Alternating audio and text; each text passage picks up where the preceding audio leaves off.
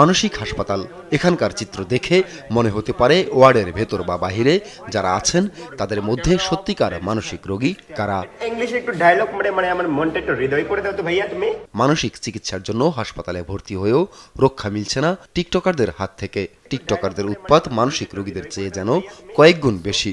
ওরা দেখতে আসে আর মজা নেয়। আসলে আমাদেরকে চিড়িয়াখানার মানুষ মনে করে। ওরা অনেক উগ্র কথা বলে আমাদেরকে উত্তপ্ত করে, বলে গান বল কিচ্ছা বল, তোরা এখানে কেন আসছিস, কোন মেয়ের প্রেমে পড়ছিস। পাবনা বিশেষায়িত মানসিক হাসপাতালের কর্মচারী ও নিরাপত্তা রক্ষীরাই উৎকোচের বিনিময়ে টিকটকারদের ভিডিও বানাতে ঢুকতে দিচ্ছেন যখন তখন।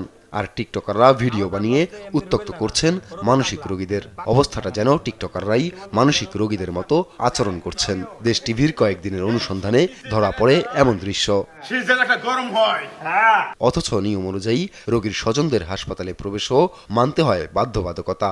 সেখানে এখন হাসপাতালটি পরিণত হয়েছে টিকটকারদের চিড়িয়াখানায়। যারা মনে করেন আমাদের দেখতে আসে, আমাদের বলে যে তোমরা নাচো, গান গাও, টাকা দেবো, কিন্তু মিথ্যা প্রতারণায় আমাদের টাকা দেয় না। লোকাল লোকজন বেশিরভাগ ঢুকে অন্য লোকের সঙ্গে এসে রুগীদের সাথে খারাপ ব্যবহার করে। সিস্টার ব্রাদার আছে, ওয়ার্ড বয় আছে, এরা মানা করলে তাদের উপরে চড়াও হয়, এই ভয়ে তারা মানা করে না। বিশেষজ্ঞ চিকিৎসকরা বলছেন এসব কর্মকাণ্ডে মানসিক রোগীদের স্বাস্থ্য ব্যবস্থায় মারাত্মক প্রভাব পড়বে। এই ধরনের ভিডিও প্রকাশ বা ভিডিও তৈরি করা একদমই আইনগতভাবে ঠিক নয়।